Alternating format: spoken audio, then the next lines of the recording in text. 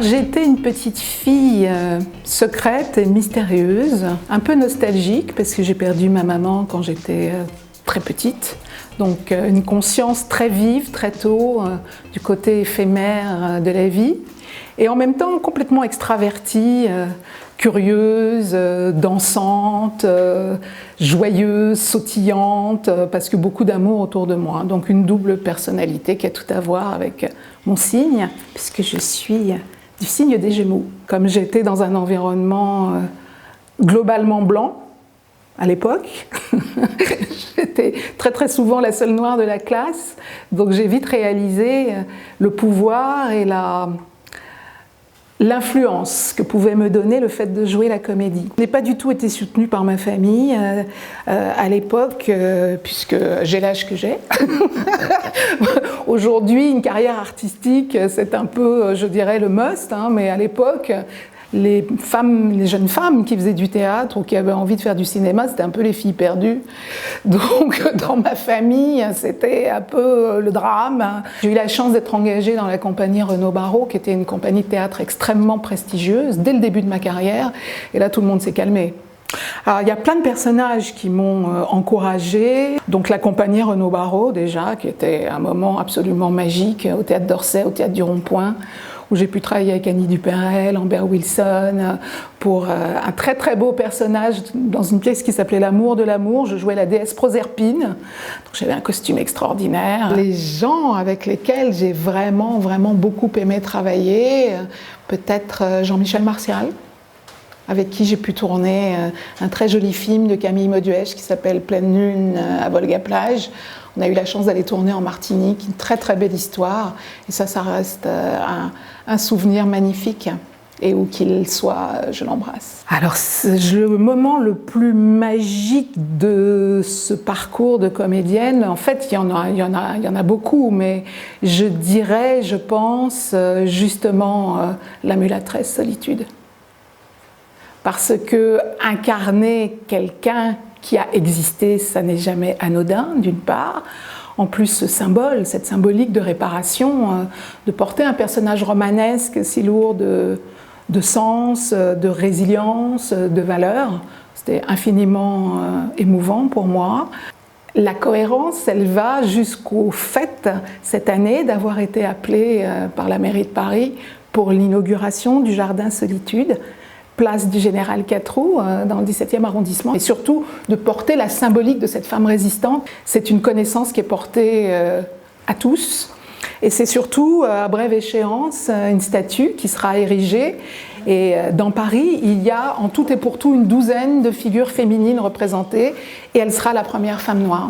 Alors la place de la femme noire dans le cinéma, dans l'audiovisuel, elle est complètement niée encore pour le moment, mais c'est la double peine parce que finalement les femmes sont très peu représentées dans leur puissance dans le monde audiovisuel. Alors, moi je suis sur la fin de ma carrière, hein, j'ai quand même 42 ans de carrière derrière moi, donc je peux voir comment arriver à 40-45 ans, je n'ai quasiment plus tourné, ou en tout cas beaucoup moins, parce que la société de ce jeunisme triomphant dénie complètement la place des femmes matures au sens magnifique et resplendissant du terme.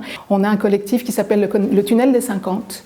Et on s'est rendu compte en effet que, alors c'est pas uniquement moi antillaise ou la différence, les gens des minorités dites visibles, ce sont les femmes en général.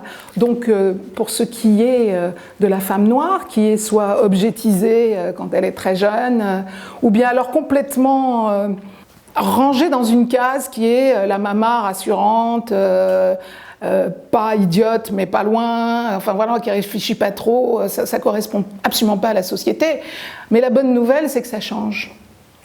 Et qu'il y a de plus en plus de femmes qui réalisent, de plus en plus de femmes qui écrivent, et de plus en plus de femmes conscientes que l'expérience est une valeur, et qu'on a beaucoup de belles choses à dire et à partager quand on arrive à 50 ans. Alors le conseil que je pourrais donner, encore que je ne sois pas complètement la fille des conseils, Parce que à chaque fois qu'on m'a donné des conseils, moi je les ai pas suivis. Donc je ne sais pas si c'est une bonne idée de donner des conseils. En tout cas, je peux parler simplement de mon expérience. C'est la prise de confiance en soi, c'est l'estime de soi-même. Et ça, c'est valable pour toutes les femmes. Quand on est petite fille, on devrait avoir des cours d'estime de soi-même. Alors c'est valable pour les hommes aussi, ça n'est pas uniquement les femmes, mais ça l'est particulièrement pour les femmes. Le monde est pensé pour les hommes et il est agi par les femmes, c'est bien clair. Donc voilà, le conseil, ce serait celui-là, d'être en phase absolue avec ses désirs, sa petite voix intérieure. 24 heures dans la peau de Marie-Noëlle Eusèbe, c'est Shiva. C'est Shiva. Je ne suis pas une contemplative, je suis vraiment quelqu'un qui court dans tous les sens. Et c'est ça qui me maintient jeune en fait. Voilà, j'aime beaucoup la musique et la danse, j'aime la peinture aussi. Mon fils qui est ma passion, ça c'est clair. Le rôle de maman, c'est le plus beau des personnages pour moi. C'est pas une composition. C'est une work in progress. Voilà. Aujourd'hui, mon fils est un gars formidable, il a 26 ans, hein, c'est un homme déjà. Mais j'ai cette chance d'en avoir fait un ami, même si je suis quand même sa mère. Je pense que les femmes ont une énorme responsabilité dans l'éducation des garçons. Donc la fille qui va tomber sur mon fils, elle va m'ériger une statue, c'est clair. Alors si j'avais une baguette magique, déjà je m'en servirais pour moi. Et puis si j'ai droit à une deuxième baguette magique, ça serait vraiment l'éducation. L'éducation pour les filles, pour les petites filles, l'éducation pour tous. Parce qu'à partir du moment où on a cette base-là, on peut tout réaliser dans la vie. Et on a la capacité de réfléchir et de se positionner, de prendre en main sa destinée, son chemin, son parcours, de réfléchir par soi-même.